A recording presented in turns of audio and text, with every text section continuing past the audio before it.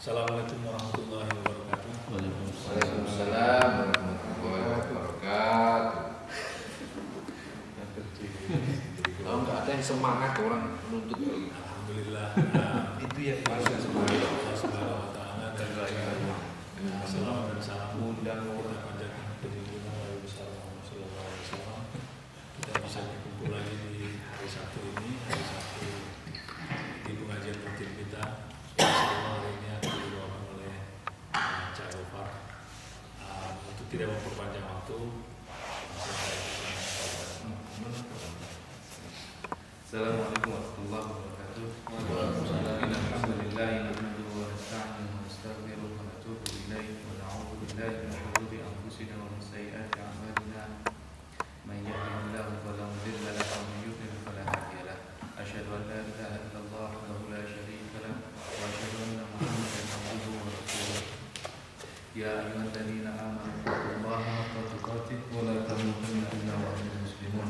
Ya ayyuhan nasu ittaqu rabbakum alladzi khalaqakum min nafsin wahidah wa khalaqa minha zawjaha wa bassa minhuma rijalan katsiran wa nisaa'a wattaqullaha alladzi tasaaluna bihi wal arham innallaha kana 'alaykum raqiba.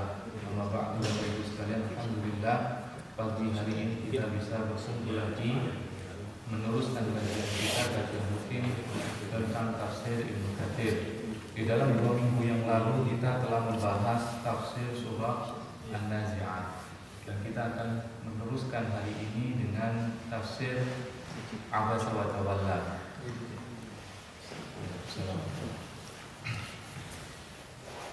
Para ulama itu membagi sebagian surah-surah yang dibaca oleh Rasulullah SAW di dalam sholat itu menjadi 3 bagian. Ada yang dinamakan Tiwalul Mufassal, kemudian Awsatul Mufassal, dan Qisarul Mufassal. Surat Abasa wa Tawalla ini menurut sebagian para ulama adalah batas awal dari yang disebut dengan Awsatul Mufassal. Jadi Tiwalul Mufassal itu ada surat-surat pendek tetapi panjang. Tiwal itu tawil panjang, tapi Mufassal pendek-pendek. Sedangkan Awsatul Mufassal itu adalah pertengahan dari surat-surat pendek. Kemudian Qisarul Mufassal, Qisar itu pendek, surat-surat pendek, tetapi lebih pendek dari Awsat dan lebih pendek dari Tiwal. Rasulullah SAW itu misalnya kalau membaca menurut riwayat yang sahih, Rasulullah kalau sholat subuh itu membaca Tiwalul Mufassal, surat-surat pendek yang panjang. Yang diberikan para ulama itu adalah antara surat Al-Hujurat sampai dengan surat An-Nazi'at. Itu disebut dengan Tiwalul Mufassal, surat-surat pendek tetapi dia panjang. Itu dibaca oleh Rasulullah SAW misalnya dalam sholat subuh dan riwayat yang sahih. Sedangkan Awsatul Mufassal itu biasanya menurut beberapa ulama dibaca oleh Rasulullah SAW dalam Awsatul Mufassal dalam sholat zuhur. Di dalam riwayat lain juga dibaca Rasulullah dalam sholatul maghrib. Kemudian yang Qisarul Mufassal itu dimulai dari surat Abasa wa Tawalla sampai surat Ad-Duha, itu Awsatul Mufassal. Sedangkan Ad-Duha sampai dengan An-Nas itu dengan Qisarul Mufassal. Biasa dibaca oleh Rasulullah SAW dalam sholat-sholat asar ataupun sholat-sholat sunnah. Itu Qisarul Mufassal, sholat pendek yang pendek sekali. Setelah surah Ad-Duha itu apa? Nasr. Atin ya? Tidak aja Nasrullah. Al-Nasr sampai dengan An-Nas itu disebut dengan Qisarul Mufassal. Nah, Abasa wa Tawalla ini awal dari Awsatul Mufassal yang banyak dibaca Rasulullah SAW dalam sholat zuhur. Sebagai riwayat Rasul juga membacanya dalam sholat subuh. Surah ini menariknya adalah merupakan teguran dari Allah SWT terhadap sikap Rasulullah SAW. Walaupun secara manusia sikap Rasulullah SAW ini bisa diterima, tetapi kemudian Rasulullah SAW ditegur oleh Allah SWT. Ini menunjukkan mukjizat Al-Quran dan menunjukkan bahwa Rasulullah SAW tidak pernah menyembunyikan risalah. meskipun itu mengenai dirinya sendiri, meskipun Rasulullah SAW ditegur oleh Allah SWT. Beberapa kisah misalnya Rasulullah pernah ditegur oleh Allah SWT ketika Rasulullah itu mengharamkan sesuatu yang dihalalkan oleh Allah untuk mencari keridhaan istri-istrinya, yaitu pada peristiwa Rasulullah mengharamkan dirinya minum madu. Yaitu Rasulullah itu suka tinggal di rumah Hafsah, suka di rumah Zainab binti Jahsy, salah satu istri Rasulullah SAW. Kemudian istri-istri Rasulullah yang lain, terutama Aisyah dan Hafsah, itu cemburu. Kemudian Aisyah itu meneliti kenapa Rasulullah suka tinggal di rumah Zainab. Diteliti, ternyata Rasulullah SAW itu dikasih madu oleh Zainab, kemudian diminum. Kemudian Aisyah tahu, kemudian memberitahukan kepada Hafsah bahwa Rasulullah itu kalau ke rumah Zainab dikasih madu. Nanti kalau Rasulullah ke rumah kamu bilang, aku nggak suka, aku membawi bau maghafir. Maghafir itu buah yang kalau kita minum atau kita makan, mulut kita jadi baunya maghafir. Oh iya, kalau begitu kita janjian kalau Rasulullah datang nanti kita ngomong ini kok bau maghafir. Kemudian yang cemburunya ini Aisyah dan Hafsah. Kemudian Rasulullah SAW datang ke rumah Hafsah. Kemudian Hafsah mengatakan, aku kok bau maghafir, gak enak. Oleh Rasulullah SAW, enggak, aku enggak minum.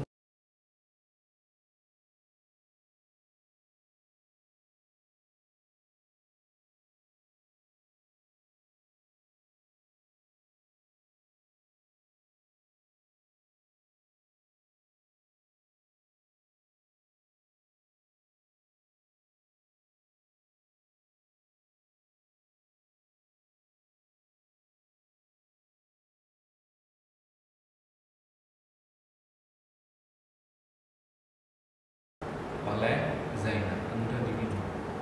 Kemudian Aisyah tahu, kemudian memberitahukan kepada Hafsah bahwa Rasulullah itu kalau ke rumah Zainab dikasih madu.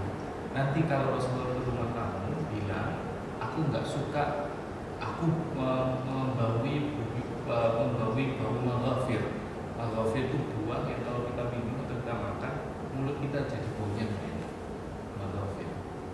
Oh iya, kalau begitu kita janjian kalau Rasulullah datang nanti kita ngomong ini kok bau maghafir. Kemudian yang cemburunya ini Aisyah dan Hafsah. Kemudian Rasulullah SAW datang ke rumah Hafsah. Kemudian Hafsah mengatakan, aku kok bau maghafir, gak enak. Oleh Rasulullah SAW, enggak, aku enggak minum dan enggak makan maghafir, tapi aku bau maghafir. Kemudian Rasulullah, aku hanya minum madu dikasih Zainab. Kemudian enggak, ini baunya maghafir. Oh ya, kalau begitu saya sekarang bersumpah untuk tidak minum madu.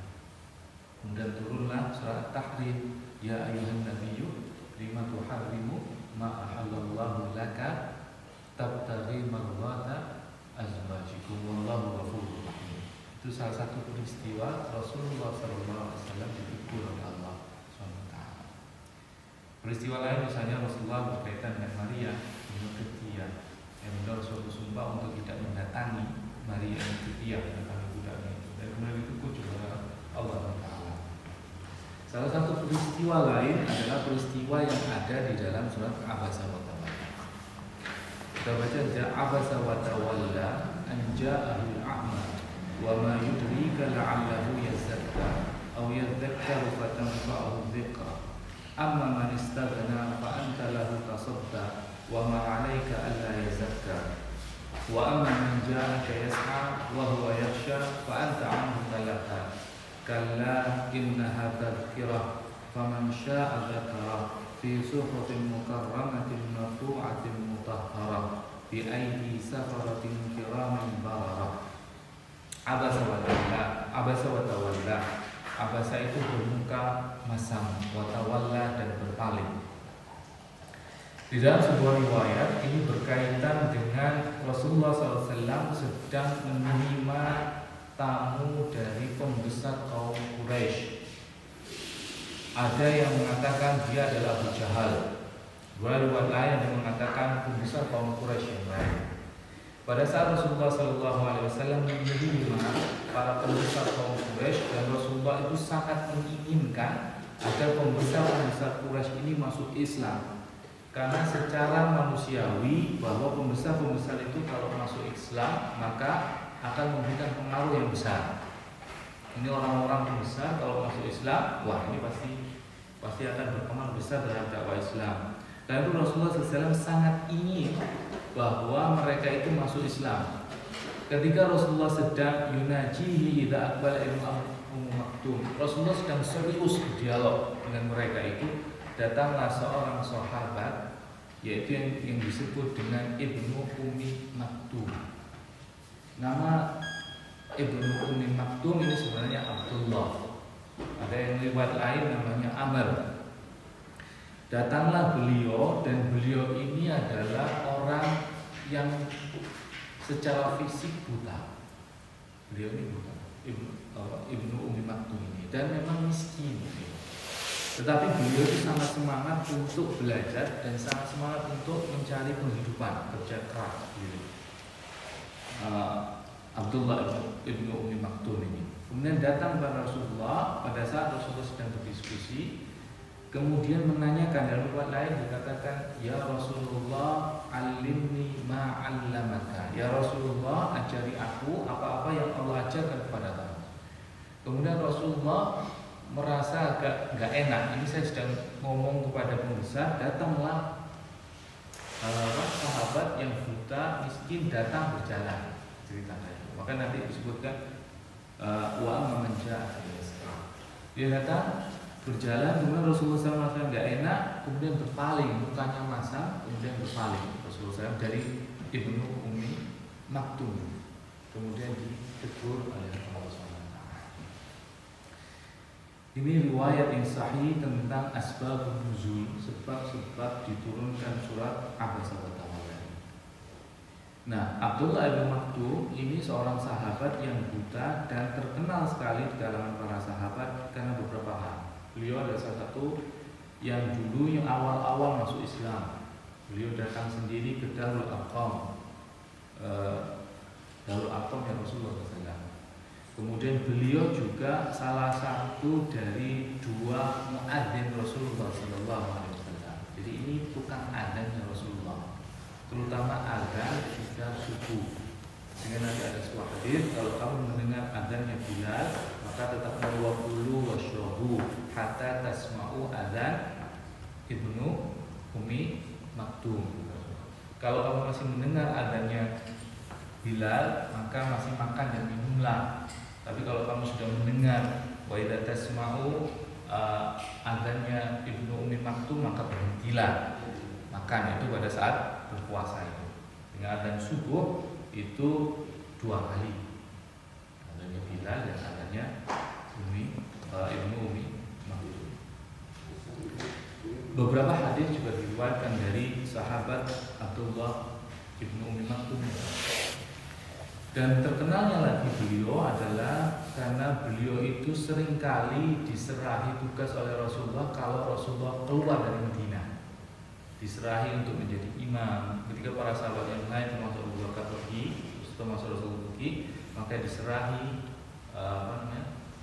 untuk imam sholat dan lainnya adalah Abdullah bin Maktum ini, meskipun beliau buta dan miskin. Anja'ahul a'ma. Kenapa Rasulullah bermuka masam dan kenapa Rasulullah berpaling ketika datang seorang yang a'ma, buta, yaitu Abdullah bin Ummi Maktum. Wa ma yudrika la'allahu yazakka. Dan kamu tidak mengerti la'allahu, semoga dia yang datang kepada kamu a'ma itu yazakka, ingin membersihkan diri. Au yadzakkaru fatanfa'u dzikra, atau dia ingin mengingat fatanfa'u dzikra, maka bermanfaat peringatan baginya. Nah, ini ada 2 bacaan. Fatanfa'u adzikra. Ini yang kita baca di mushaf itu fatanfa'u. A-nya dibaca A, fatanfa'u. Ada bacaan lain fatanfa'u, dibaca U. Kalau kita ini riwayat Hafsin ya, riwayat kita ini mushaf Hafsin. Amr, dari riwayat Amr dari Hafsin. Kalau yang itu Warsh, bacaannya Warsh insyaallah. Karena pernah kita mendengar ada yang baca fatam fa'uhu. Ini baca itu karena dia membaca Warsh, biasanya adalah orang Libya. Orang Libya itu baca begitu. Termasuk dulu sering saya ceritakan Warsh pernah bacaan Warsh ini kita pernah ada seorang imam yang membaca Wadduha itu dengan Wadduha wal-laili idza saja ma wadda'aka rabbuka wa ma qala. Itu bacaan Warsh. Itu bacaan Hafsin. Amma manistarna, adapun manistarna orang yang merasa cukup, merasa kaya, fa anta lahu tasadda, maka kamu kepadanya tasadda, menghadap atau melayani. Wa ma 'alaika alla yazakka, padahal kamu itu tidak bertanggung jawab kalau dia tidak mau mensucikan diri. Wa amma man ja'aka yas'a, dan adapun orang yang datang kepada kamu dengan berusaha, wa huwa yakhsha, dan dia itu takut, fa anta anhu talahha, maka kamu kepadanya itu mengabaikan, yaitu Abdullah bin Mas'ud. Kalla, janganlah begitu. Innaha tadhkirah, sesungguhnya ini ayat ini atau surat ini ada tadhkirah, peringatan. Faman syaa'a dzakara, bagi siapa yang menghendaki untuk menyebut atau mengingat. Nah, peristiwa ini menariknya adalah kemudian para ulama membuat kaidah yang masyhur, membuat kaidah atau prinsip yang masyhur dari peristiwa ini. Secara manusiawi kita katakan tadi bahwa Rasulullah SAW itu logis kalau pembesar datang maka dia menginginkan, sangat ingin masuk Islam. Maka ini ada orang yang sudah Muslim, sudah Islam, miskin, buta, datang pada Rasulullah, masuk Rasulullah, aku mau menyelesaikan dulu kepada orang yang membesar ini agar mereka masuk Islam. Nanti ini yang sudah Islam, nanti saja, nanti saja. Tetapi ini ditegur oleh Rasulullah. Kenapa? Karena orang yang merasa cukup, merasa kaya, orang kafir Quraisy itu belum tentu bahwa nasihat Rasulullah itu bermanfaat baginya.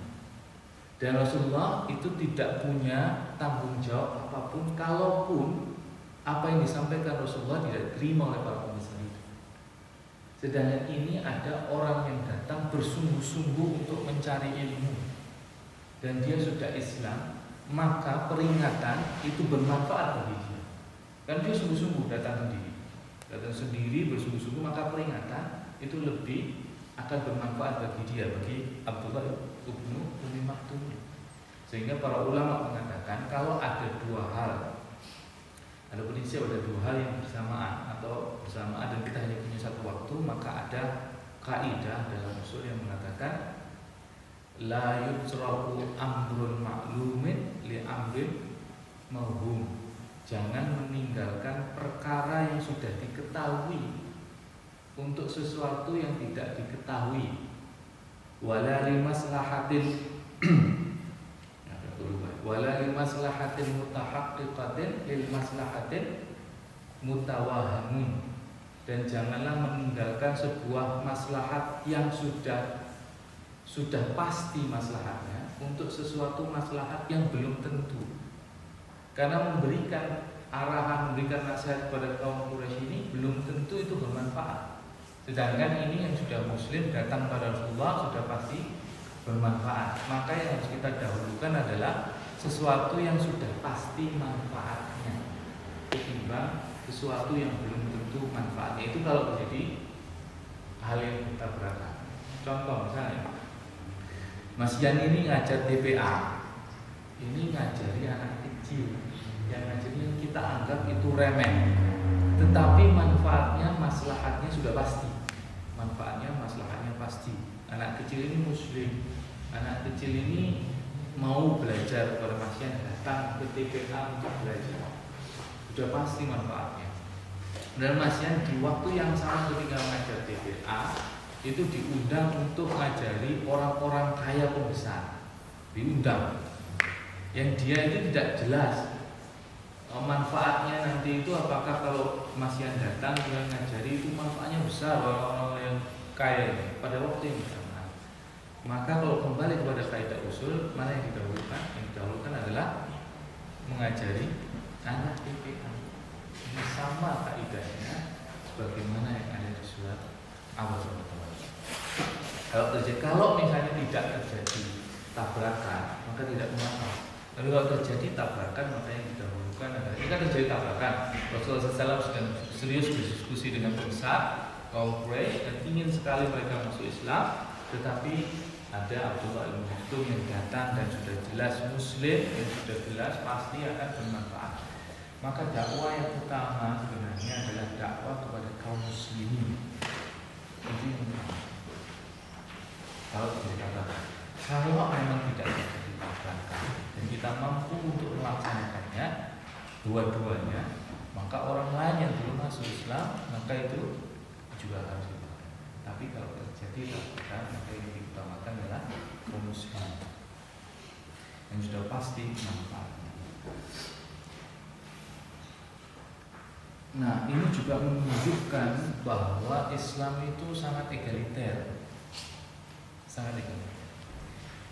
Heraklius itu ketika Rasulullah SAW mengirim surat Raja Romawi itu ketika Rasul dikirimi surat oleh Rasulullah, apa yang ditanyakan oleh Heraklius kepada Abu Sufyan yang pada saat itu ada di dalam majelisnya Heraklius. Yang ditanyakan oleh Heraklius adalah bagaimana dengan atsba'uhum, pengikut mereka, du'afa'uhum aw syurafa'uhum, apakah mereka itu pengikutnya yang ngaku Nabi ini, ya, karena dikirim surat Heraklius itu adalah para kaum miskinnya dari umat mereka atau dari bangsa mereka, atau syurafa'uhum, atau orang-orang yang mulia, orang-orang kaya dari mereka. Nah, maksudnya mengatakan bal du'afa'uhum, tetapi adalah yang mengikuti mereka adalah orang-orang miskinnya. Nah, apa kata Heraklius? Seperti itulah pengikut para nabi. Salah satu pembuktian apakah Rasulullah SAW menurut Heraklius, apakah Rasulullah itu nabi dari apakah nabi atau bukan, pada waktu itu dilihat dari pengikutnya. Kalau pengikut yang miskin itu sama dengan pengikutnya para nabi-nabi terdahulu. Bukan berarti bahwa kemudian kaum muslimin tidak ada yang kaya banyak. Sahabat Rasulullah SAW misalnya Utsman bin Affan itu kaya. Sahabat lain Abdurrahman bin Auf itu kaya. Tetapi umumnya generally yang mau mengikuti para Rasul adalah du'afa'uhum, orang-orang miskin di antara mereka. Para ulama menjelaskan kenapa? Karena orang kaya itu punya beban dengan kekayaan dan beban dengan kemuliaan mereka, sehingga mereka tidak mau mengikuti para nabi. Karena orang kaya dan orang yang mulia atau orang yang besar itu biasanya mereka yang mengikuti. Dan sekarang mereka harus mengikuti, itu berat, beban. Sedangkan orang yang nggak punya apa-apa, dapat sambil bingung. Kaya di sini. Begini tuh, ngaji sendiri.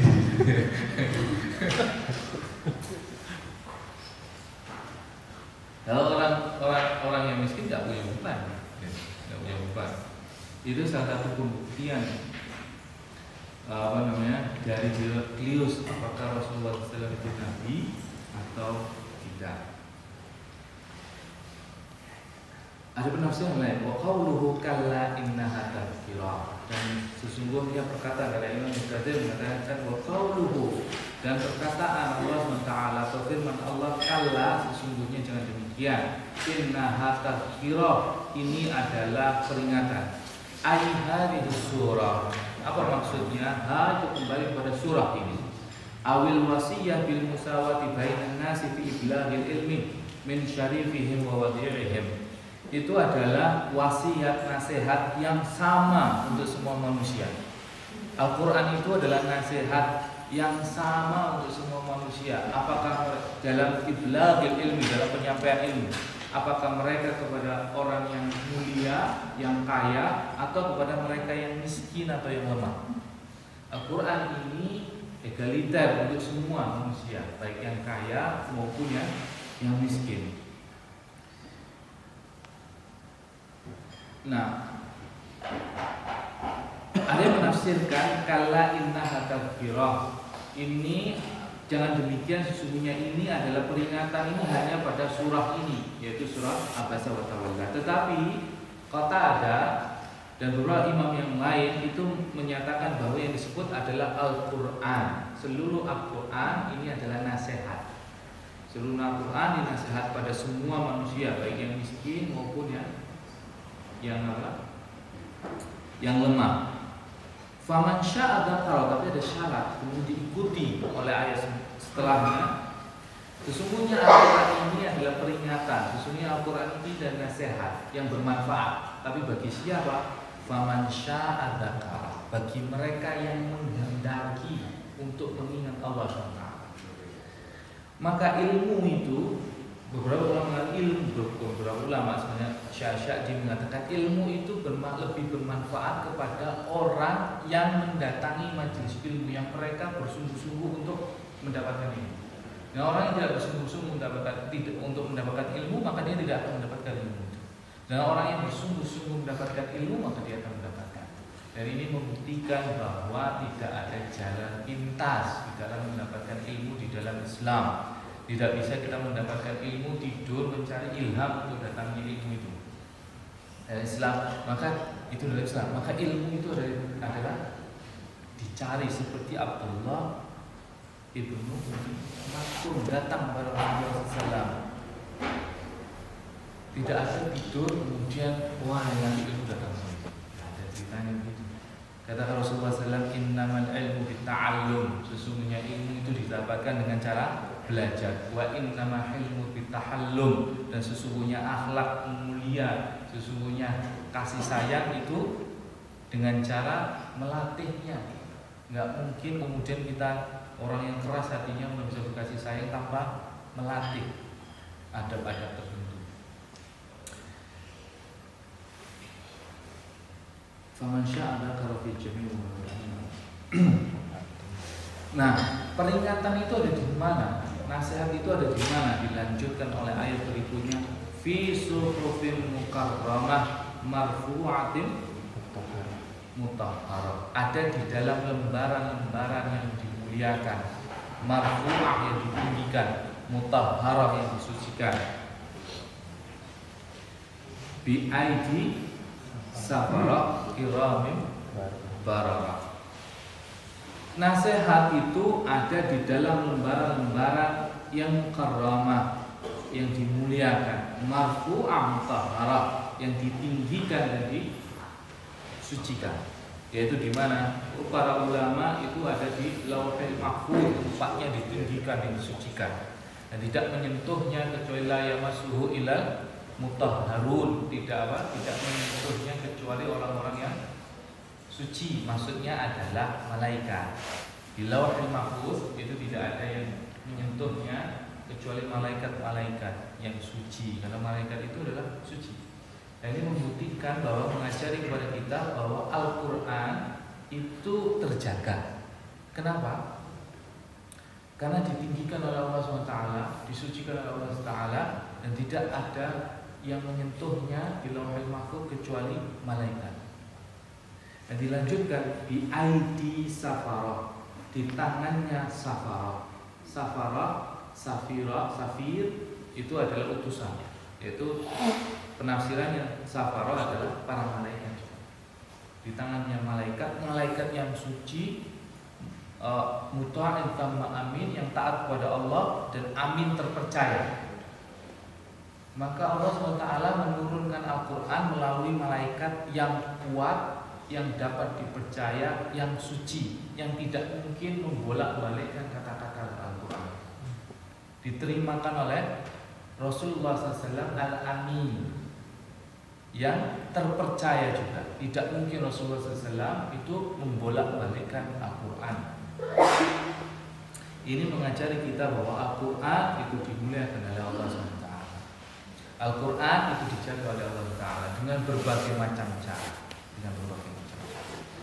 Dan ini menunjukkan kepada kita bahwa Allah SWT, kenapa Allah SWT itu mengirimkan safarah, mengirimkan utusan untuk menurunkan Al-Quran. Padahal Allah SWT bisa misalnya memasukkan Al-Quran itu langsung di dalam Rasulullah SAW. Bisa. ini juga ada hikmah besar bagi kita bahwa sesungguhnya Rasulullah SAW itu juga belajar. Bahkan Al-Quran itu turun sebagai ilmu, maka Rasulullah SAW itu belajar dari malaikat Jibril.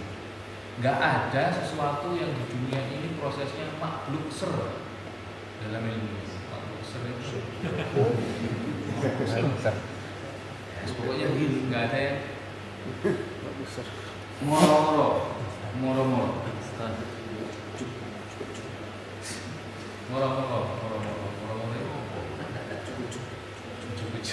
ya begitu lah, ada yang tiba-tiba begitu. Rasulullah SAW dari instan. Rasulullah SAW itu belajar dari malaikat Jibril. Ada proses. Nah, ini Imam Nawawi mengatakan mutahhara yang suci apa maksudnya ayy minad danas. Dia suci dari kotoran, waziyadah dan tambahan, naqas tambahan dan kekurangan dari yang semacam-semacam itu. Sehingga ada kaidah dari para ulama, kalau kita menyentuh mushaf maka dianjurkan untuk berwudu atau dianjurkan untuk bersuci, walaupun bukan sesuatu keharaman untuk menyentuh Al-Quran dalam keadaan tidak suci. Pernah kita bahas. Sebagian ulama mengatakan yang mungkin yang kuat adalah makruh untuk menyentuh Al-Quran dalam keadaan tidak suci. Nah, kita usahakan untuk menyentuh mushafnya itu dalam keadaan suci.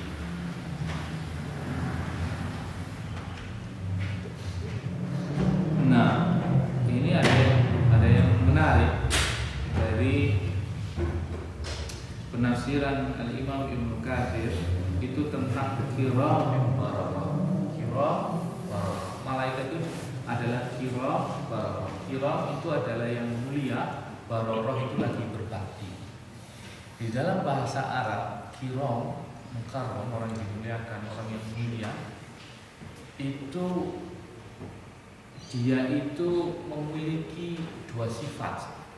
Sifatnya adalah orang yang mulia itu memiliki banyak kebaikan. Yang mulia itu orang yang punya banyak kebaikan dan memiliki keberkahan di dalam orang itu. Maka dia dimuliakan. Memiliki kebaikan, banyak kebaikan dan memiliki kemuliaan. Jadi kalau kita memiliki barokah. Jadi kalau kita merasa tidak punya kebaikan, jangan suka untuk dibilang yang mulia. Nah, malaikat itu punya dua hal itu. Dia barokah, dia itu berbakti kepada Allah SWT sehingga kebaikannya banyak, dan dia itu berberkah. Malaikat itu memiliki keberkahan. Dia itu malaikat itu khuliqahum karim wa hasanus syarif wa akhlaquhum wa fi akhlaqihim wa af'alihim tahirat kamilah. Malah malaikat itu dalam akhlaknya dan perbuatannya itu bersih dan kamil, sempurna. Karena itu kata beliau, wa min hahuna yunbaghi lihamil Qur'an an yakuna fi af'alihi wa aqwalihi ala sidadi wa rasyad. Karena itu para hamil Qur'an, para pembaca Al-Quran dan para penghafal Quran itu dituntut untuk seperti para malaikat, bukan sempurna. Karena itu ada sebuah hadis yang diriwayatkan oleh Al-Imam Ahmad. Rasulullah mengatakan, alladzi yaqra'ul Qur'an wa huwa mahirun bihi ma'as safari kiramin bararah. Barang siapa yang membaca Quran dan dia itu mahir dalam pembacaan Al-Quran, maka dia sama dengan safarah kiramin bararah. Dia itu bersama malaikat yang mulia lagi bararah, kiramin bararah. Kita itu kalau mahir dalam Al-Quran maka seperti sama dengan mereka, seperti bersama mereka.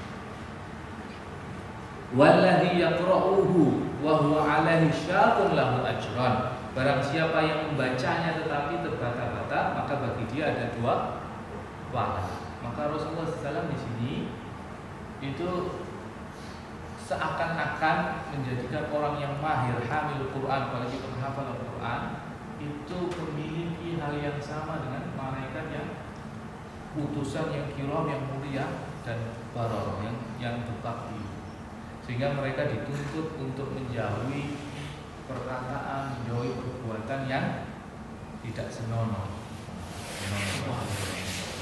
Sehingga ada cerita, maka ini masuk akal. Ini masuk akal kalau kita katakan orang yang banyak membaca Al-Quran, apalagi hafal Al-Quran, kemudian dia melakukan sesuatu yang tidak senonoh, maka hafalannya berkurang drastis. Karena ini, karena Al-Quran itu nur, karena Rasulullah SAW menyamakannya dengan sifat-sifat Allah, sehingga berat untuk menjadi penghafal Al-Quran. Tetapi berat, tetapi kalau apa ini? Worth it. Worth it.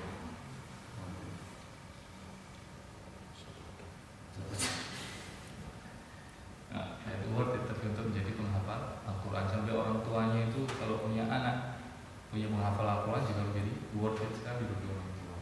Nah, saking mulianya mereka kalau menghafal Al-Quran. Kemudian Allah Taala melanjutkan, Qutilal insanu ma akfara min ayyi syai'in khalaqa min nutfatin khalaqahu faqaddara thumma as-sabila yassara thumma amatahu fa aqbara thumma idza syaa anshara. Qutilal insan. Nah, qutila di dalam bahasa Arab itu ini cemooh, laknat, cemooh.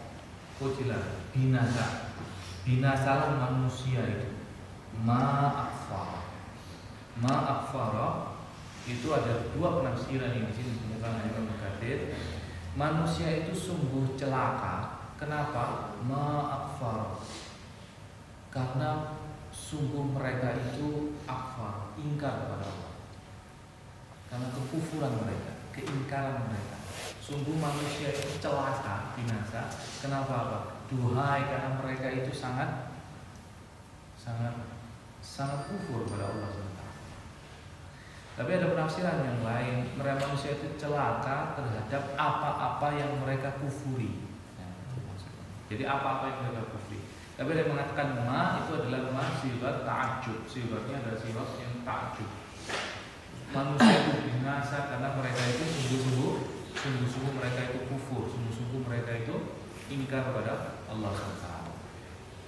Nah, perkataan kufur di dalam bahasa Arab namanya kafara, artinya sesungguhnya adalah menutupi. Jadi kalau orang gali lubang kemudian menaburkan benih kemudian ditutupi, maka dia menjadi kafir. Ya, kalau di kita itu apa? Konotasinya jelek, mengcover ya.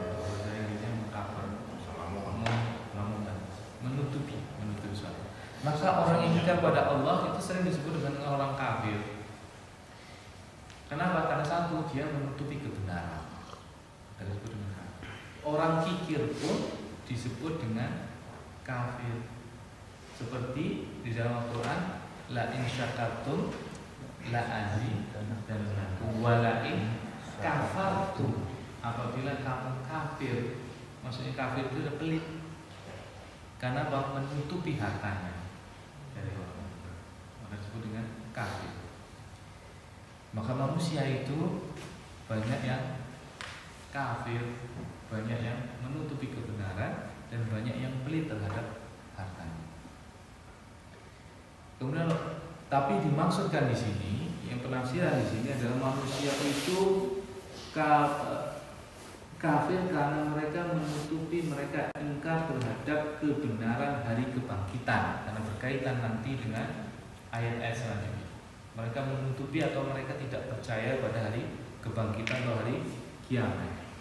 Kemudian Allah SWT melanjutkan, padahal mereka itu manusia itu kok seperti itu, padahal mereka itu remeh penciptaannya. Kembali seperti surah sebelumnya, yaitu surah An-Nazi'at yang kemarin. Min ayyi syai'in khalaqa, mereka itu ingkar sekali, padahal dari apa sih mereka itu diciptakan? Dari apa mereka diciptakan? Min ayyi syai'in khalaqa, dari apa mereka diciptakan? Padahal mereka diciptakan min nutfah khalaqahu faqaddara. Padahal mereka itu diciptakan dari nutfah, air yang hakir, yang remeh, yang kita kalau manusia melihatnya jijik. Padahal dari itu dia diciptakan, tapi mereka bisa sangat kufur seperti itu. Kemudian Allah SWT itu menyebutkan nikmat-nikmat Allah yang diberikan kepada manusia. Tsumma sabila yassara, kemudian kepada jalan sabil yassara, Allah mudahkan dia ke dalam jalan. Nah, sabil itu jalan, biasanya sirat itu jalan yang agak besar, sabil itu jalan yang kecil. Nah, penafsirannya ada dua. Yang pertama adalah penafsiran bahwa Allah SWT ini kan manusia diciptakan dari mani, air, dari nutfah. Kemudian Allah Ta'ala memudahkan dia pada jalan, yaitu memudahkan dia keluar dari rahim ibu.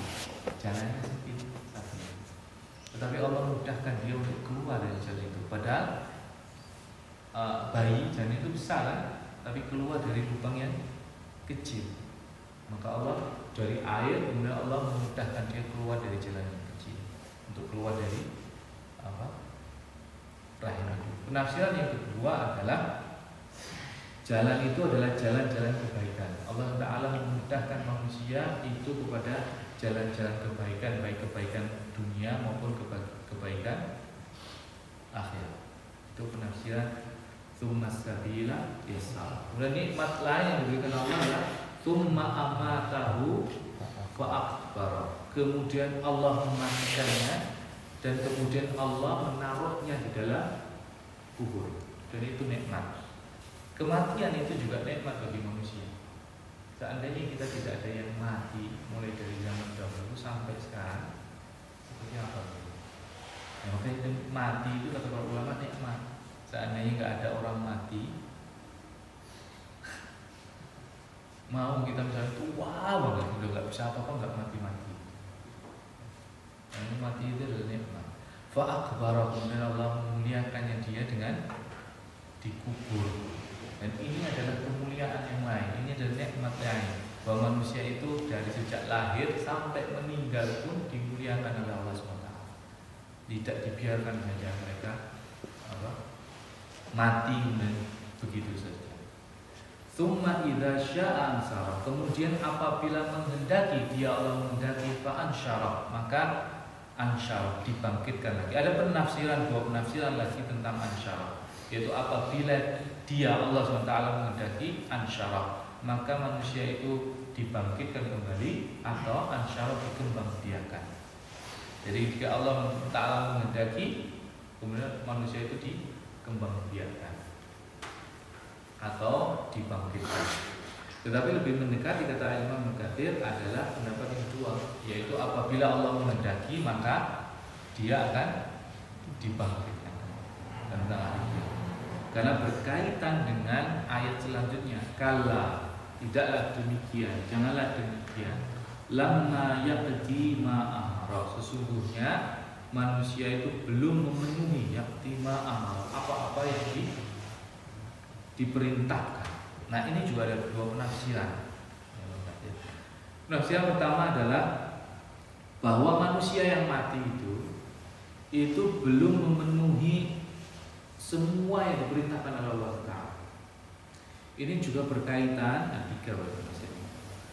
ini juga berkaitan bahwa orang yang ingkar terhadap hari kebangkitan, dia itu merasa bahwa dia itu nanti tidak akan dibangkitkan. Kenapa? Karena dia merasa dia sudah memenuhi semua yang diperintahkan oleh Allah SWT.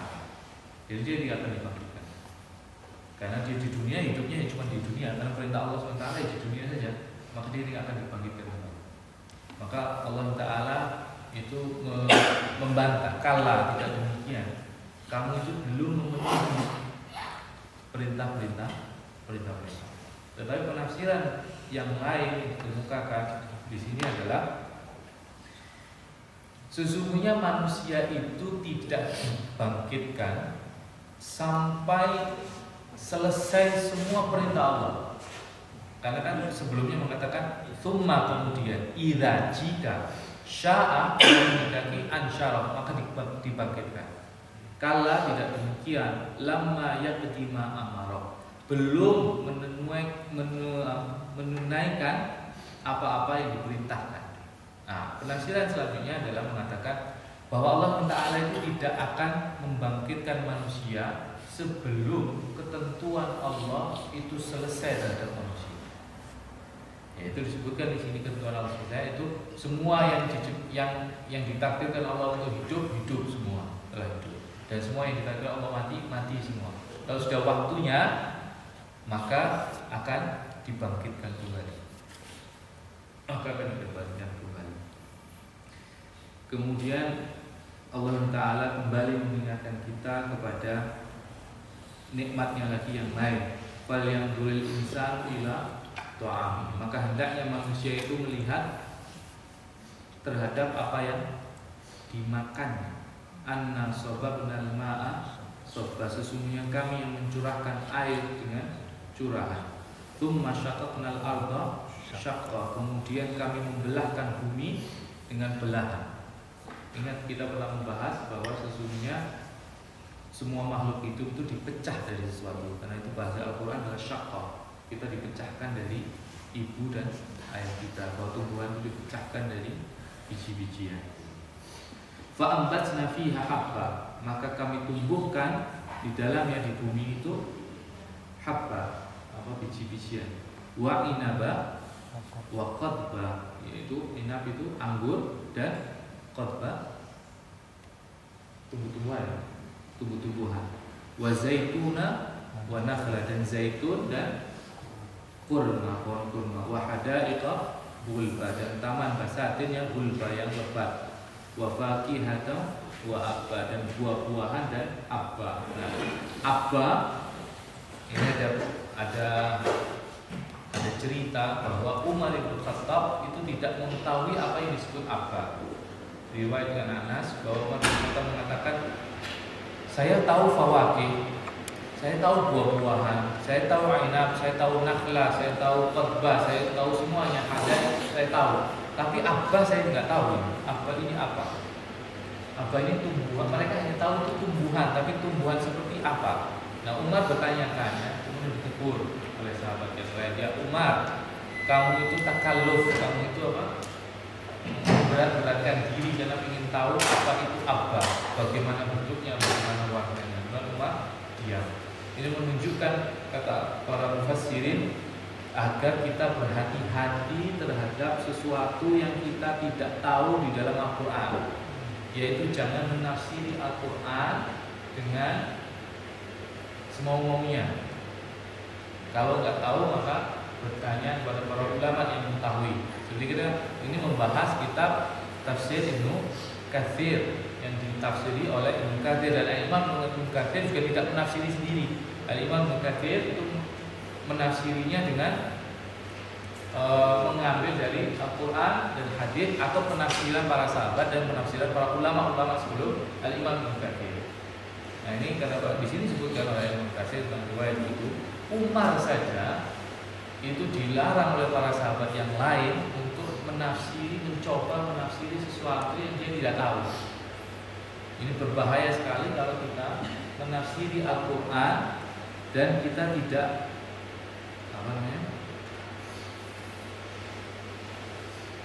tidak tahu tidak tahu dan kita menafsiri sendiri, sehingga penafsirannya kacau.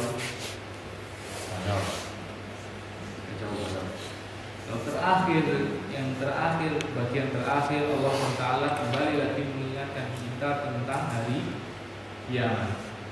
Yaitu Allah mengatakan, fa idza ja'atis sa'a, maka apabila telah datang sa'a. Sa'a itu adalah hari kiamat, itu teriakan, hentakan yang sangat keras. Kapan itu? Yauma yafirul mar'u min akhihi, hari di mana seseorang laki-laki itu lari dari saudaranya, wa ummihi wa abihi, dan lari dari ibunya dan bapaknya, wa sahibatihi wa bani, dan dia lari dari istrinya dan anaknya. Kenapa mereka lari? Likulli imri'in minhum yawma idzin syahnu yughni, karena pada hari itu setiap manusia itu sibuk dengan perkaranya masing-masing. Wujuhu yawma idzin musfirah, tetapi pada hari itu ada wajah yang berseri-seri. Dhahikatun mustabsyirah, yang dia tertawa dan senang. Wa wujuhu yawma idzin 'alaiha ghabarah, tetapi pada hari itu ada wajah-wajah yang tertutupi oleh debu. Tarhaquha qatarah, dia tertutup oleh warna hitam. Ulaika humul kafaratul fajarah, wajah itulah wajah orang yang kafir dan orang yang fajir. Ada riwayat nanti itu pada hari kiamat kita itu lari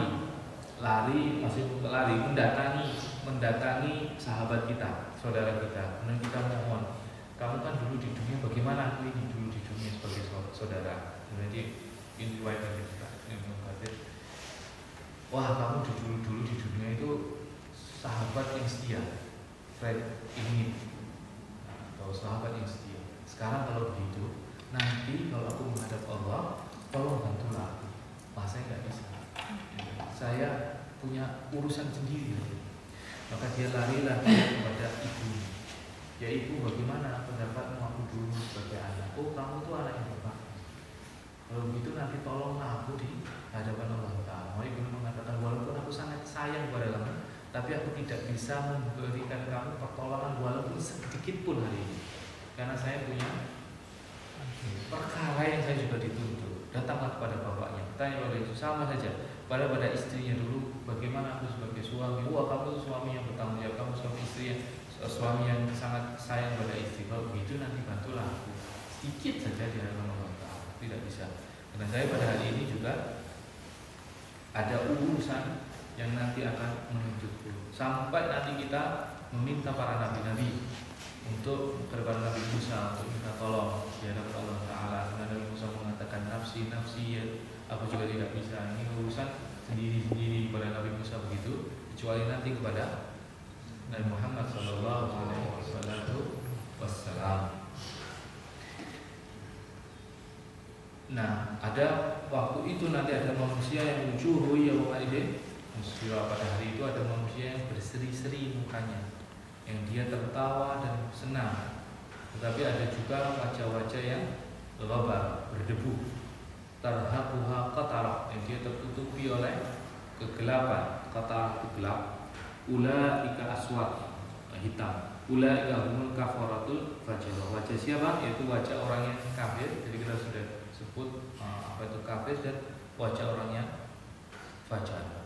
Nah, fajarah di dalam hukum Islam, orang yang fajir itu adalah orang yang banyak dosanya.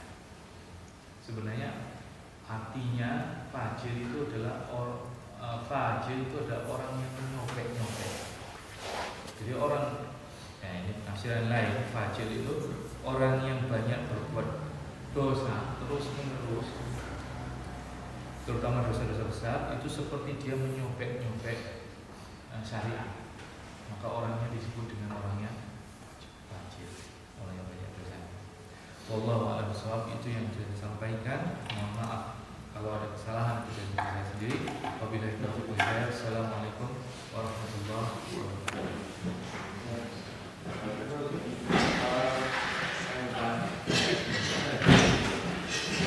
Tadi diceritakan tentang yang menanyakan kepada Rasulullah di tengah Rasulullah sedang mengajarkan kepada orang-orang kaya dan besar Quraisy. Saya hanya membayangkan bahwa para sahabat dulu itu bagaimana sikap kepribadiannya, sehingga dalam kondisi ini, dalam bayangan kita sekarang disebut ada Ustaz sedang menerangkan pada orang-orang yang kaya, kemudian menyelam menanyakan suatu ini, itu kan suatu sikap mental yang luar biasa, dan memungkinkan ini daripada kondisi seperti itu salah satu sikap yang luar biasa. Kemudian ada lagi yang saya tanyakan, kemarin ada yang mengatakan tentang hadis bahwa kita apakah kita disyaratkan atau diminta mencintai Rasul itu lebih dari seluruh umat manusia. Apakah itu sahih atau bagaimana? Terima kasih. Betul, memang ada sebuah hadis yaitu ketika Umar mengatakan, saya agak lupa lafaznya hadis itu, ya Rasulullah, sesungguhnya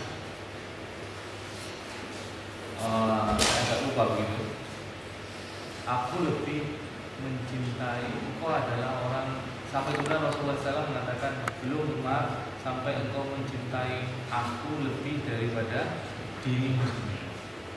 Maka tidak sempurna, maka tidak layak kita itu tidak mencintai Rasulullah lebih dari semua manusia, baik daripada mencintai diri kita sendiri.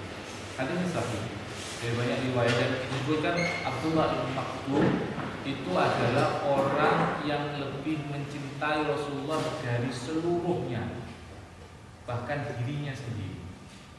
Bahkan ada kisah, tapi kisah ini jangan disalahpahami. Abdullah bin Maktum itu pernah dilayani oleh seorang Yahudi perempuan. Karena Abdullah bin Maktum itu buta, sehingga ada yang menyiapkan makanan untuk dia.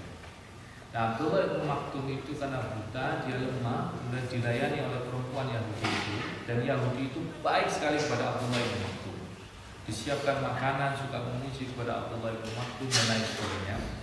Tetapi ada kelemahan dari diri si perempuan itu, yaitu suka mencaci maki Rasulullah SAW. Kemudian karena nggak tahan Abdullah bin Maktum, padahal dia itu sangat cinta kepada Abdullah bin Maktum, dipukul. Dalam keadaan buta, si perempuan Yahudi ini dipukul oleh Abdullah bin Maktum. Kemudian datang kepada Rasulullah, diceritakan itu, dan tidak sengaja karena pukulannya keras meninggal.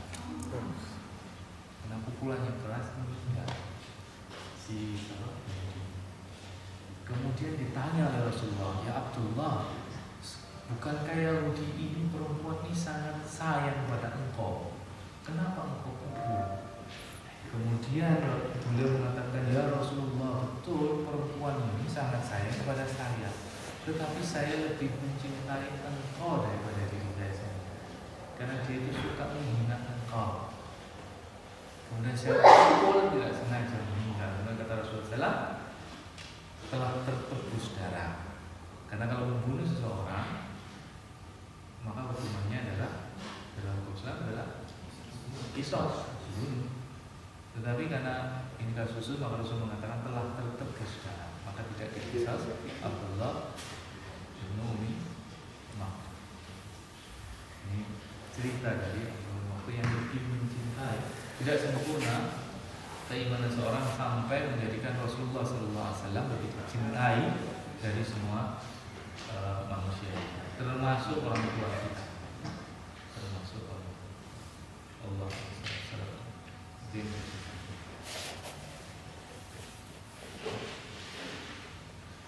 Nah, bukti cinta adalah salah satunya adalah mengikuti ajaran sunnah Rasulullah SAW.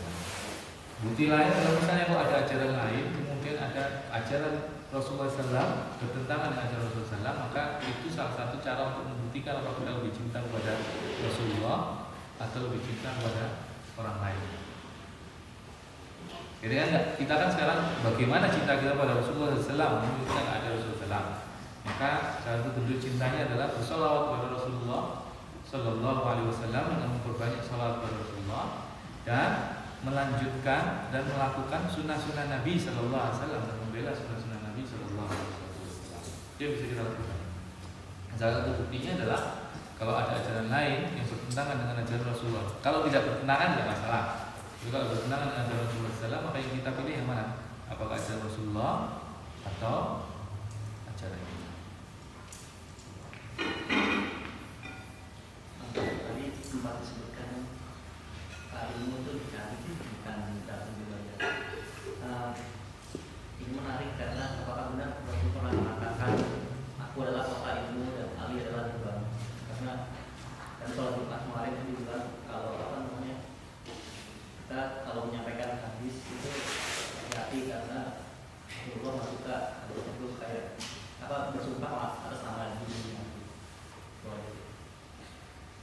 berhati-hati menyampaikan hadis itu betul.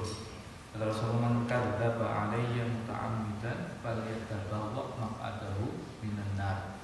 Barang siapa yang berdusta atas namaku, maka silahkan dia bukan mencari, falyatabawwa, mengambil tempat duduknya di neraka.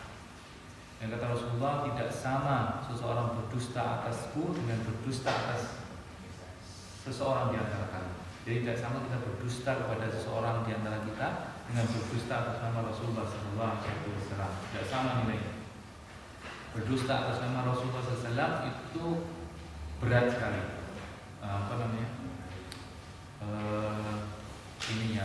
Efeknya neraka. Efeknya.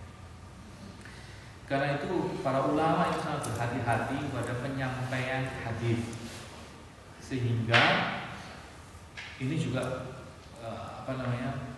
kita perhatikan salah satu yang dianggap bisa mendustai Rasulullah SAW adalah ketika kita menyampaikan hadis tetapi tidak dicek kesahihannya. Karena ada sebuah hadis Rasulullah mengatakan cukuplah dikatakan pendusta apabila seseorang itu menyampaikan semua yang didengarnya. Jadi cukuplah, kata Rasulullah SAW, dikatakan pendusta, kata Rasulullah, apabila orang itu menyampaikan sesuatu apapun yang dia didengarkan. Ya kan? Kalau di Indonesia itu apapun yang didengarkan, bahkan tidak didengarkan kita sampaikan. Belum tentu kita dengar itu kita kalau mendengar masih mungkin mendengar langsung dan kita sampaikan kepada orang lain. Kita tidak ngecek berita itu benar atau tidak, kita sampaikan. Ini tidak mendengar tapi disampaikan. Lebih parah. Dan cukuplah dikatakan pendusta apabila seseorang itu menyampaikan apa-apa, semua yang didengar dia sampaikan tanpa mengecek benar. Cukup dikatakan pendusta. Nah, sama kata para ulama, maka kehati-hatian kita salah satunya adalah tidak menyampaikan hadis yang tidak sahih. Kalaupun hadis itu tidak sahih, itu boleh disampaikan asal kita ngomong hadis ini adalah, menurut kedudukannya para ulama al-hadis adalah dhaif. Tetapi diperbolehkan oleh para ulama dan ulama untuk fadhailul amal. Memang tidak diperkenalkan hadis itu. Kalau hadis itu adalah tidak sahih. Tidak sahih. Tetapi kalau tidak sengaja nggak apa-apa, nggak tahu misalnya, nggak tahu kemudian kita sampaikan hadis itu tidak apa-apa.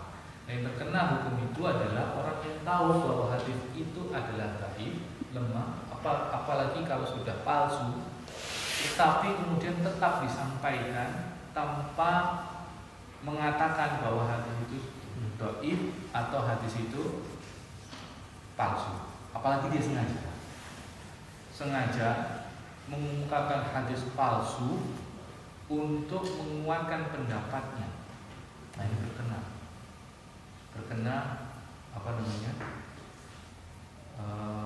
hadis Rasulullah, "Man kadzdzaba 'alayya muta'ammidan falyatabawwa maq'adahu minan nar." Maka para ulama dahulu itu sangat hati-hati, sehingga kita kenal dengan para ulama ahli hadis yang dia mentakhrij hadis-hadis itu, sudah menjelaskan hadis ini sahih, hadis ini dhaif, hadis ini maudhu, hadis ini macam-macam, hadis ini hasan sahih dan lain sebagainya, sampai kita mendapatkan turas, mendapatkan harta pusaka dari mereka seperti kitab Sahih Bukhari, Sahih Muslim, Sunan Abu Dawud, Sahih Tirmidzi dan lain sebagainya. Lalu kehati-hatian yang kedua, juga nasihat bagi kita terutama saya, para ulama itu ada yang tidak suka menyampaikan hadis tanpa kitab. Takut kalimatnya salah, susunan katanya salah, sehingga kalau dia tidak punya hafalan yang sangat luar biasa, maka dia tidak berani menyampaikan hadis. Ini ulama yang tingkat tinggi, tidak berani menyampaikan hadis kecuali dari kitabnya mereka. Sehingga ahli hadis itu ada dua, ada hadis kitaban yang dia memegang kitab, Kemudian ada hadis yang dia memang memorizing karena sangat kuatnya apa? Memori. Kalau dia kalimatnya tidak yakin pas, maka kita sering mengatakan ustaz kita misalnya kita dengar kama qala Rasulullah SAW atau seperti itu Rasulullah SAW bersabda. Ini untuk kehati-hatian, takutnya apa yang dia ucapkan, yang dia sampaikan riwayat hadis, bukan riwayat kalimat dari hadis itu tidak sesuai dengan yang disampaikan oleh Rasulullah. Tentang hadis bahwa aku itu kota ilmu dan Ali itu adalah babuha. Sepengetahuan saya hadis itu adalah hadis dhaif dan sangat dhaif, bukan hanya dhaif tapi sangat lemah. Dan kalau Bapak Ibu ada yang tahu bahwa ada ulama al-hadis yang mensahihkan, nanti kita kaji benar atau tidak di kitab itu ulama itu mengatakan kesahihan tentang hadis ana Madinatul Ilmi wa Ali babuha. Para ulama al-Imam al-Iraqi misalnya mengatakan hadis itu adalah hadis dhaif jiddan, sangat lemah. Jadi tidak bisa digunakan sebagai argumentasi atau hujjah. Allah.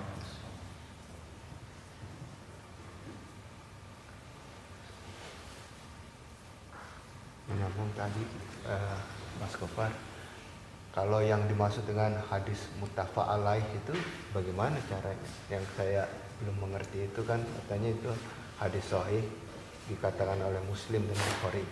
Apakah digabung? Apakah disebutkannya bagaimana? Lebih panjang tentang Mungkin sedikit aja deh.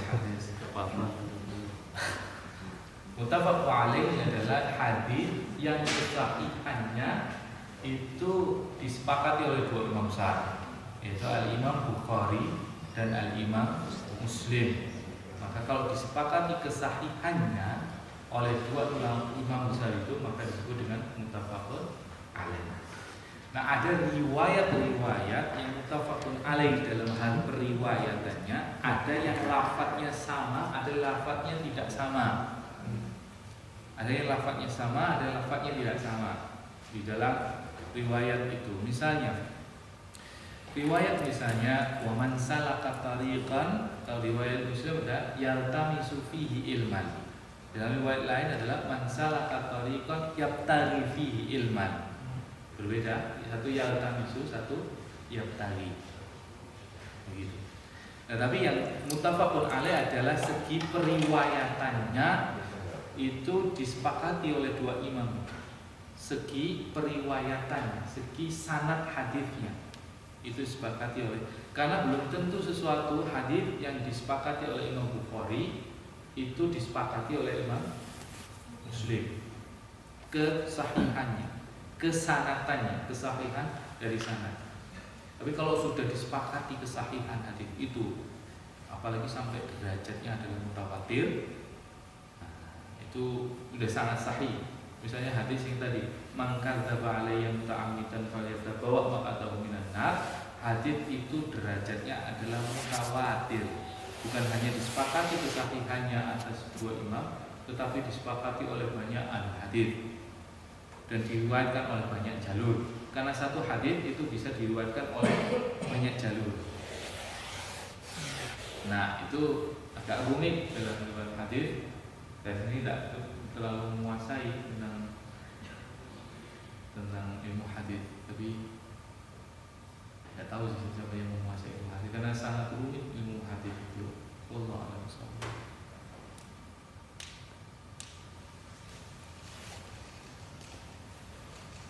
Hadis mutawatir itu kalau nggak salah itu di setiap jalur periwayatan tabaqat isnadnya itu banyak yang meriwayatkan seperti hadis yang tadi itu, baik para sahabat banyak yang mendengar. Kalau nggak memang kata Pak Ali yang muta'ammidan itu didengar oleh lebih dari 40 sahabat, kemudian diriwayatkan oleh tabi'in lebih dari 80 orang dari segi periwayatan.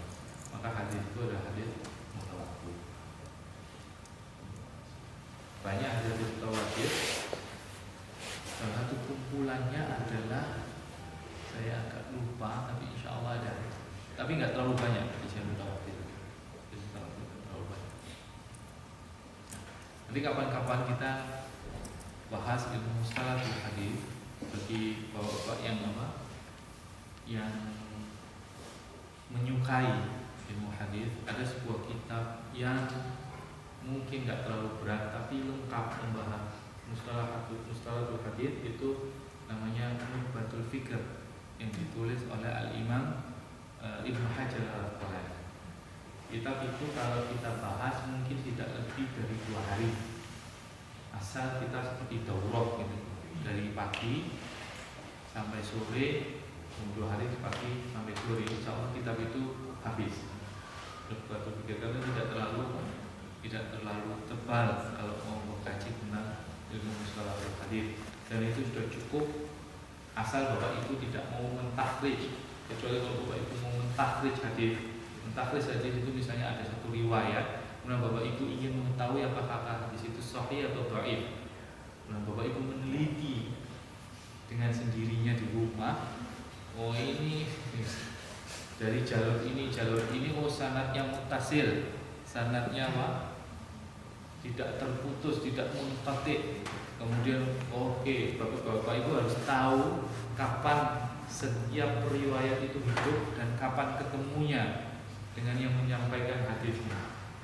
Habis itu bapak ibu harus meneliti setiap perawinya itu adil atau tidak. Nah, meneliti lagi, misalnya namanya Muhammad bin Abdullah At-Tamimi misalnya. Nah, bapak ibu harus tahu siapa Muhammad bin Abdullah At-Tamimi itu. Lalu bapak ibu harus tahu Muhammad bin Abdullah At-Tamimi itu menurut ulama lain yang semasa dengan dia bagaimana sifatnya. Apakah dia orang yang akidahnya lurus atau tidak? Apakah dicela oleh ulama lain atau tidak dicela oleh ulama lain? Oh ternyata bapak ibu mengatakan, berkesimpulan setelah meneliti semuanya perawinya adalah mereka adil.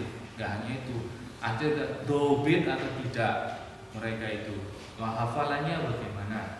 Kemudian setelah itu bapak ibu meneliti lagi apakah ada ilat atau tidak. Apakah jalur periwayatannya dia mendengar saja atau dia menulis, atau ada kemungkinan dia mengatakan dapat dari gurunya tapi sebenarnya dia tidak dapat dari gurunya secara langsung. Nah, itu teliti lagi, itu mentakhrij hadis, sehingga nanti kesimpulannya adalah hadis itu sahih atau dhaif. Satu hadis itu bisa berbulan-bulan Ibu mencari mentakrijnya, karena harus kitabnya harus lengkap, rijalul hadisnya harus lengkap, kemudian diteliti salah satu di rijalul hadis itu nama-namanya. Jangan sampai keliru, ternyata yang namanya Muhammad bin Abdullah At-Tamimi ada 100 orang yang mereka jangan sampai keliru ini Muhammad Abdullah At-Tamimi yang lain. Itu sering terjadi. Ini bukan Muhammad yang ini tapi Muhammad yang ini bukan Muhammad yang lahir di sini tapi Muhammad yang lahir di sini. Nah itu yang yang agak ribet. Tapi kalau cuma ingin tahu bagaimana para ulama al-hadis meneliti hadis, kemudian jenis-jenis hadis bagaimana hasan riwayat dan yang lain-lainnya, bagaimana sampai kemudian ketemu hadis hasan, hadis sahih atau bedanya dan sebagainya. Itu bisa kita pelajari. Tapi kalau mentakhrij hadis itu profesor hadis. Tapi keren itu. Dan itu adalah ilmu yang paling sekarang insyaallah taala itu ilmu yang paling sedikit peminatnya dan paling sedikit ahlinya. Paling sedikit peminatnya dan paling sedikit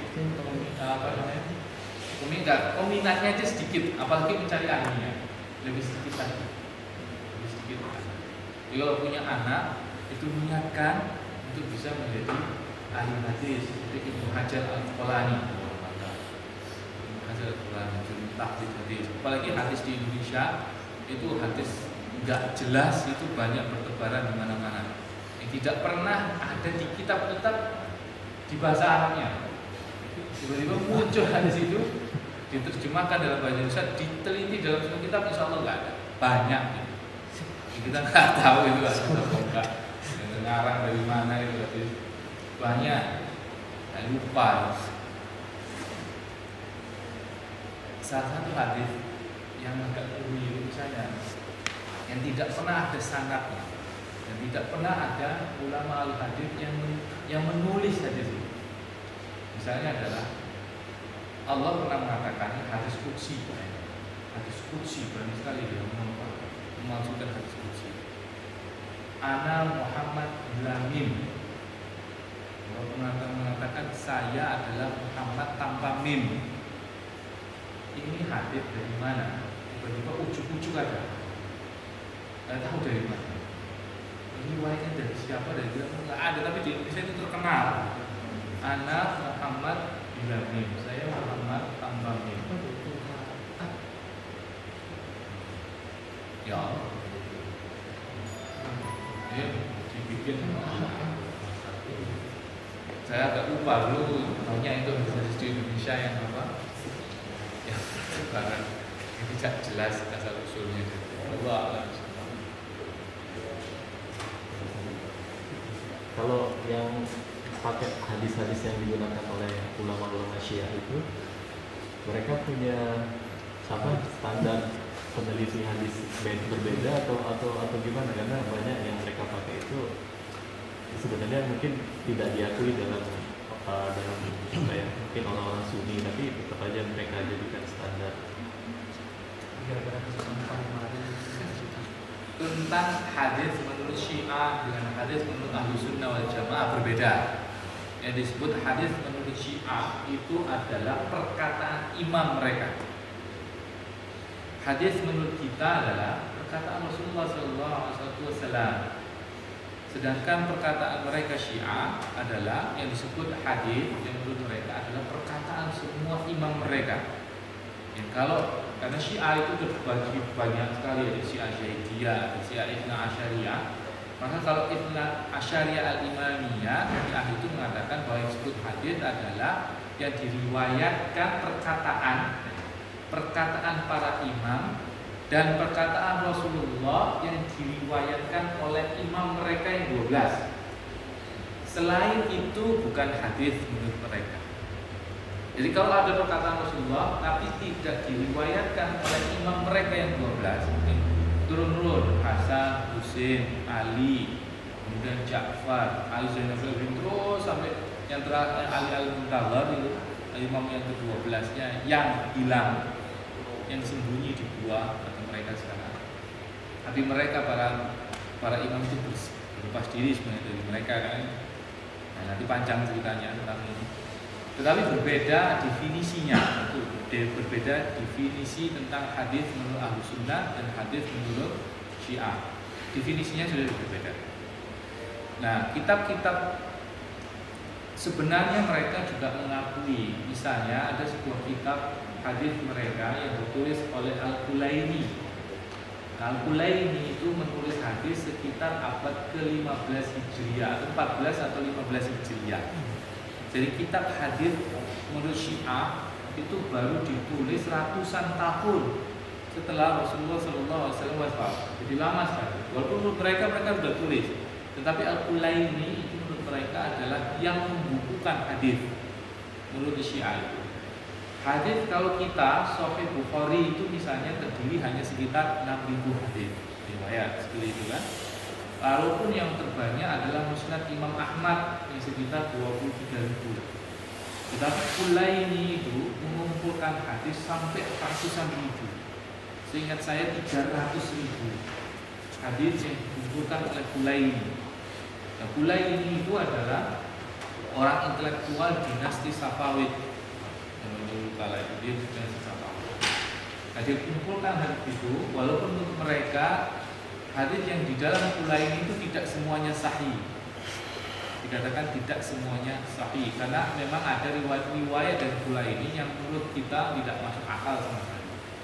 Misalnya, yang kita Kulaini, kalau mau membaca riwayat hadis Kulaini ini di Melbourne ini ada. Hebat tuh. Ini itu punya kitab dari Syiah dan dari Ahlussunnah Sunni itu lengkap. Lebih lengkap dari perpustakaan Universitas Islam di Indonesia ya. tentang hadis dari apa? Syiah itu mereka lengkap. Silahkan dibaca itu Ulail.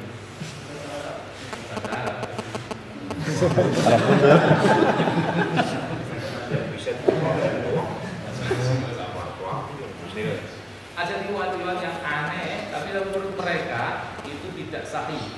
Tetapi masalahnya adalah kalau menurut mereka tidak sahih, kita belum pernah menemukan riwayat misalnya takhrij hadis Syiah.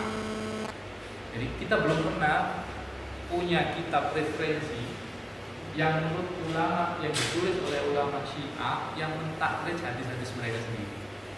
Biasanya mereka mengatakan kadang kalau dialog ulama Sunni dia mereka, oh itu enggak benar, itu riwayat hadisnya adalah dhaif.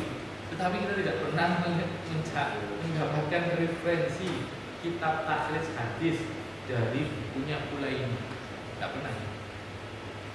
Jadi kita, ya mau gimana? Mereka kita nggak tahu mereka itu sampai menurut mereka tidak. Dan kalau kita itu selalu ada ulama yang mentakhrij hadis dari kitab-kitab para ulama. Contoh yang paling fasih dan paling menarik bahwa Sunnah itu sangat teliti. Kita itu mengakui keilmuan Al-Imam Al-Ghazali yang sangat luar biasa. Kita mengakui keilmuan ilmu yang dituangkan oleh Al-Imam Al-Ghazali dalam Al-Ihya Ulumuddin. Dan kita mengakui itu kemanfaatannya Al-Ihya Ulumuddin. Tetapi ulama Ahlu Sunnah yang lain itu mentakhrij hadisnya, yaitu Al-Imam Al-Iraqi yang kemudian menulis bahwa lebih dari 1000 hadis yang ditulis oleh Al-Imam Ghazali dalam Ihya Ulumuddin adalah dhaif dan bahkan maudhu'. Nah itu banyak sekali, kitab aja itu ditakhrij hadisnya. Ibnu Katsir ini itu ditakhrij hadisnya, jadi nggak sembarangan bahwa semua hadis yang ada yang ditulis oleh Imam Ibnu Katsir itu sahih semua, enggak. Banyak sekali, enggak terlalu banyak. Kalau Ibnu Katsir ini kadang beliau memasukkan riwayat-riwayat yang tidak sahih. Banyak. Ada kitab khusus yang mentakhrij kitab Ibnu Katsir. Kitab khusus yang mentakhrij Ihya Ulumuddin dan lain sebagainya. Itu yang ditulis oleh ulama-ulama kita. Dan itu khasanahnya sangat banyak. Di Indonesia sekarang alhamdulillah itu ada yang namanya Pusat Kajian Hadis. Pusat Kajian Hadis. Dan alhamdulillahnya setiap minggu itu ada di TVRI jam 5 sampai jam 6 itu mereka punya kajian di TVRI setiap hari Minggu jam 5 sampai jam 6, namanya Pusat Kajian Hadis. Lewat email atau lewat apa, jadi mereka taklis hadis. Sudah mulai di Indonesia. Nah, mungkin lulusan-lulusan S3 dari Timur Tengah yang mendalam hadis itu mungkin mulai cukup banyak di Indonesia dan mereka pulang dan mereka melakukan usaha. Dan di sini harusnya ada Melbourne itu 10 tahun lagi ada hadis. Anaknya Mas Hamim, masya Allah. Hadis kalau taklis hadis-hadis yang bersebaran di sekitar Victoria.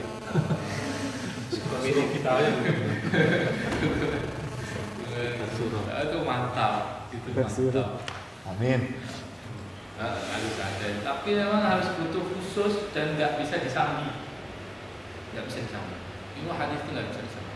Ilmu fikih itu masih bisa disambi orangnya, bisa sambi dengan kerja lain masih bisa. Tapi kalau ilmu hadis itu susah, karena meneliti satu hadis itu bisa berbulan-bulan dan setiap hari ini kita. Nah, bagusnya lagi itu sekarang ada di Indonesia, tapi belum sampai pada rijalul hadis. Yaitu membukukan kemudian mensoftwarekan rijalul hadis. Sudah ada usaha untuk itu.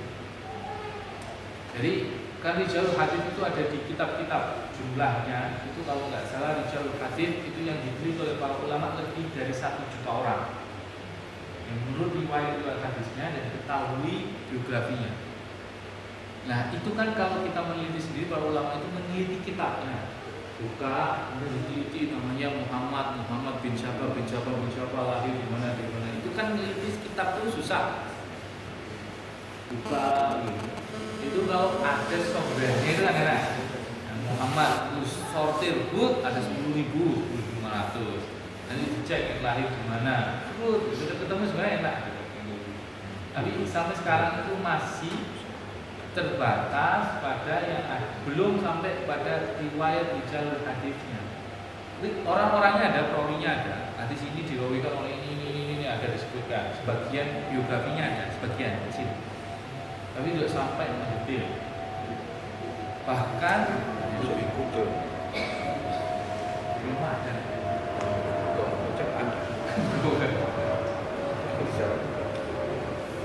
Ada ini hebat lagi dalam mazhab Syafi'i itu ada kitab yang namanya Tabaqat Rijal Hadits Asy-Syafi'iyah. Ditulis oleh Al-Imam Ibnu Hajar Al-Asqalani. Yaitu meneliti orang-orang yang meriwayatkan hadis dari mazhab Imam Syafi'i. Nah, kitab itu sangat kaya. Tabaqat Hadits Rijal. Nama pokoknya ada tabaqat-tabaqatnya. Tingkatan-tingkatan dari perawi-perawi dari mazhab Syafi'i. Banyak sekali ternyata ahli hadis terkenal itu dari mazhab Syafi'i. Itu dari mazhab Imam Abu Hanifah, Imam Ahmad bin Hanbal. Sehingga Imam Ahmad itu dikenal sebagai mazhabnya ahli hadis. Menarik sebenarnya itu kalau mau membuka hasanah ilmu keislaman yang sangat luar biasa. Dan saya pernah masuk ke perpustakaan umum Malang yang katanya perpustakaan yang paling lengkap se-umum se-Indonesia. Tapi dibandingkan dengan kalau kita masuk ke level bawahnya perpustakaan University of Melbourne, itu hanya mungkin 10% atau 20%. Itu padahal dalam kajian keislaman itu sangat seperti taman ilmu kalau di Bandung. Kita kan buku tentang Indonesia banyak, buku tentang G30 SPKI banyak. Mau baca. Menarik. Tetapi pusat kajian hadis itu sekarang kalau buka websitenya, dia menyediakan kitab yang di semua pondok pesantren kayaknya tidak punya. Jadi dia menyediakan kitab kalau mau fotokopi atau mencari kitab. Jadi kayaknya dia mendedikasikan diri untuk menjadi pusat kajian termasuk kitab-kitab dalam bidang ilmu hadis. Yang menarik. Silakan dibuka, ada websitenya kalau mau mengunjunginya atau nggak salah di Pulau Gadung. Nah, di surau kita punya pusat kajian ilmu tafsir. Nah, yang banyak digaji di Westol dan di surau. Kita punya semua kitab tafsir. Nggak tahu, yang penting punya dulu.